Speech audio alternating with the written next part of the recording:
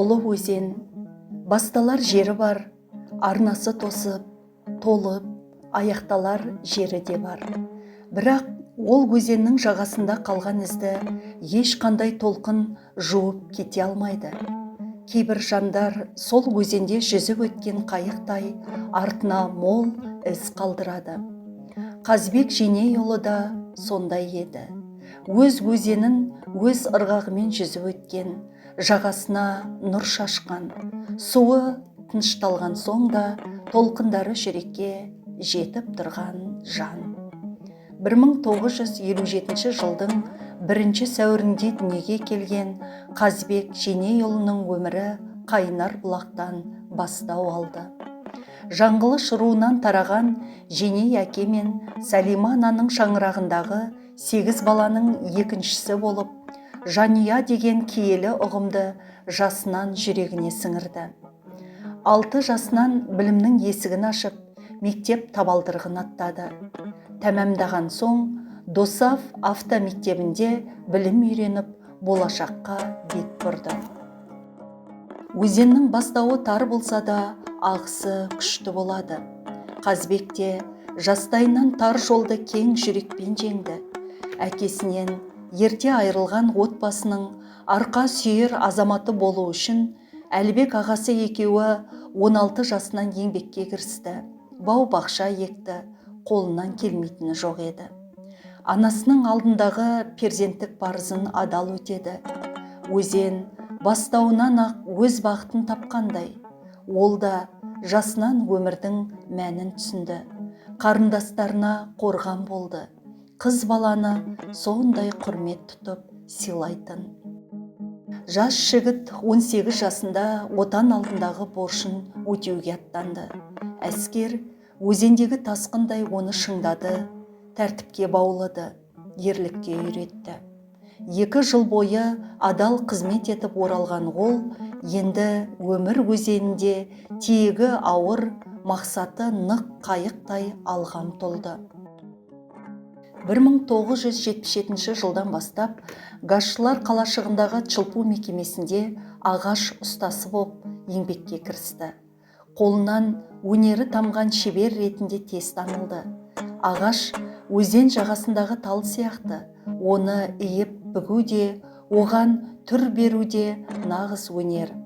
Қазбек аға сол өнерді жанымен сүйді. Ісіне мұқият, тиянақты, жауапкершілігі мол болды.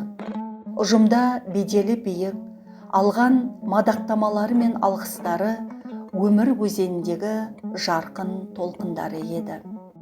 Өзен өзінің суын өзгеге бермей ағып өтпейді. Қазбек ағада білімін, өнерін, тәжірибесін жастарға үлестіріп, жағасын жайлау етті. Достары өте көп еді. Бәрімен сыйлас, сырлас боп араласты. Ұлы достық ұлт таңдамайды дегендей, достарын ұлтқа, ұлысқа бөлмей, орыс, татар ұлтының жігіттерімен бір ананың баласындай бауыр дос болды. Өзеннің бір жағасы еңбек болса, екінші жағасы отбасы. Қазбек Женейұлының өмір қайығы осы екі жағаның арасында теңдесіп, тепе-теңдігін сақтап, жүзіп өтті. Сүйікті жары Кларамен бірге нағыз отбасының басшысы болды. Екеуі бірігіп, қыз балалары Зәуре мен Аружанды тәрбиелеп өсірді. Оларды өмір өзенінде батып кетпейтіндей етіп жүздіруді үйретті. Желі қатты соқса, бағытын жоғалтпайтындай етіп тәрбиеледі. Нәтижесінде 2 баласы да мектепті алтын белгімен аяқтады. Әкелері де мектепте жақсы оқыған, әсіресе шет тіліне жүйрік болған екен. Осы күнге дейін балаларына оқушы кезде жаттаған ағылшынша өлеңдерін жатқа айтып беріп, білімін сынап отыратын.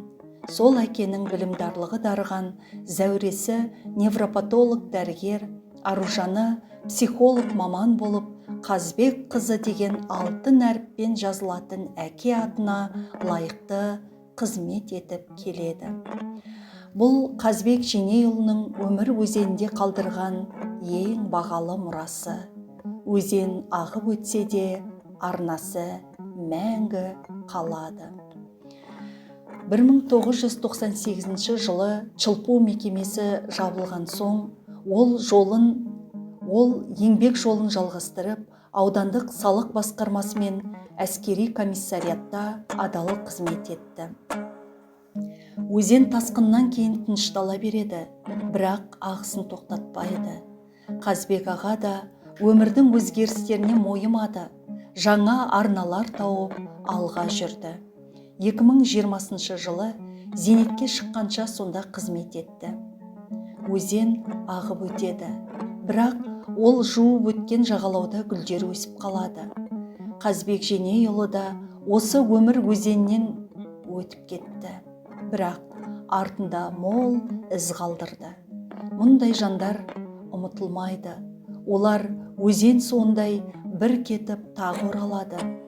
Жауын болып жауады, бұлақ болып бұрқырайды, балалардың көзінен жарқырайды. Қазбек ағаны өмір өзенінің ең таза толқынындай мөлдір сағынышпен, шексіз құрметпен еске аламыз. Жатқан жері жайлы болсын, оқылған Құран қабыл болсын.